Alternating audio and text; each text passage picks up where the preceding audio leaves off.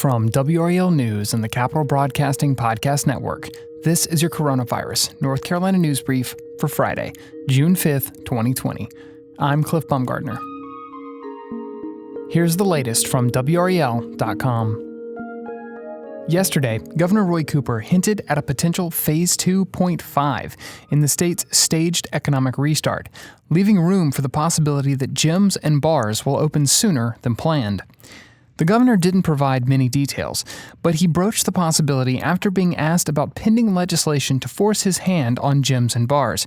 Both industries have filed lawsuits to demand they be allowed to reopen. Lawmakers may soon send Cooper a bill overriding his executive order keeping gyms closed in the state.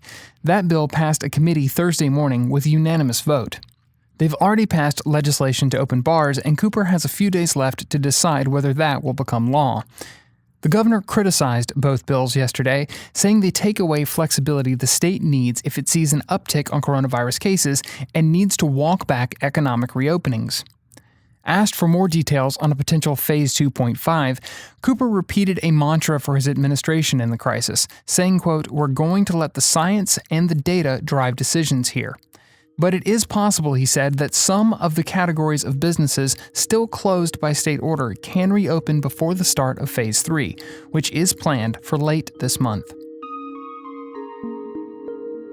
In that same press conference, Governor Cooper unveiled a state commission and other initiatives to address socioeconomic and health disparities for African Americans and Latinos in North Carolina, underscored since the arrival of the COVID-19 pandemic. Through an executive order, Cooper announced the formation of a task force led by State Administration Secretary Michelle Sanders. The task force would work up to 2 years to collect information and identify solutions to health access issues, economic opportunities for minority-owned business, education, and environmental justice. Cooper's administration says Black residents are 22% of North Carolina's population, but they have accounted for 30% of COVID-19 cases where the individual's race is known and 34% of deaths. There's an even starker disparity of case percentages in the overall Hispanic population, the governor said, adding that the statistics, quote, "are alarming and they're not acceptable," end quote. The order also directs several state agencies to work towards equity in the distribution of COVID-19 recovery funds, virus testing, and healthcare, and instructs National Guard members to provide logistical support for the testing of food processing workers and migrant farm workers. The task force is named in memory of Andrea Harris, a longtime advocate for North Carolina minority business development who died 2 weeks ago. State health leaders are urging people participating in recent protests to get tested for COVID-19. Yesterday, Dr. Mandy Cohen, Secretary of the North Carolina Department of Health and Human Services, said anyone attending protests or mass gatherings in the last week should get tested for COVID-19, the illness associated with the novel coronavirus. Cohen said some protesters are wearing masks and social distancing, but others aren't. Despite protective measures, being in a crowd increases your chances of exposure.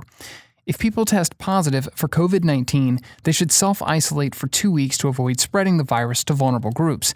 Cohen said the state wants to identify cases early and follow up with contact tracing whenever possible. North Carolina has ramped up its testing efforts in recent weeks, with hundreds of testing locations opening across the state. You can find a list of sites near you on our website. And lastly, according to a government report, the U.S. unemployment rate fell to 13.3% in May, and 2.5 million jobs were added, a surprisingly positive reading in the midst of a recession that has paralyzed the economy in the wake of the viral pandemic. In North Carolina, however, the number of those making unemployment claims continues to rise. Since March 15th, more than 1 million North Carolinians have filed for unemployment benefits. More than 675,000 have seen those benefits play out to the tune of $3.3 million.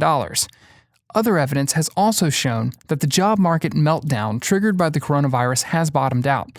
The number of people applying for unemployment benefits nationally has declined for 9 straight weeks, and the total number of people receiving such aid has essentially leveled off. Despite the economic crisis, many businesses have seen a rapid increase in sales during the pandemic, creating a need for employees and new jobs. This includes positions in retail and grocery stores, particularly large chain grocery stores like Kroger and Aldi, which currently list thousands of full and part-time openings. The tech sector is also open for business. with engineering, software development, and communications roles available at companies like PayPal, Twilio, and the North Carolina-based Epic Games. Even with the surprising gain in May, it may take months for all those who lost work in April and March to find jobs. Some economists forecast the rate could remain in double digits through the November elections and into next year. This has been your Coronavirus North Carolina News Brief for Friday, June 5th, 2020. As always, if you like the information and resources you get from this show, let us know. Leave a rating and review wherever it is you listen. And as always, don't forget to subscribe so you don't miss our new episodes. Thanks for listening.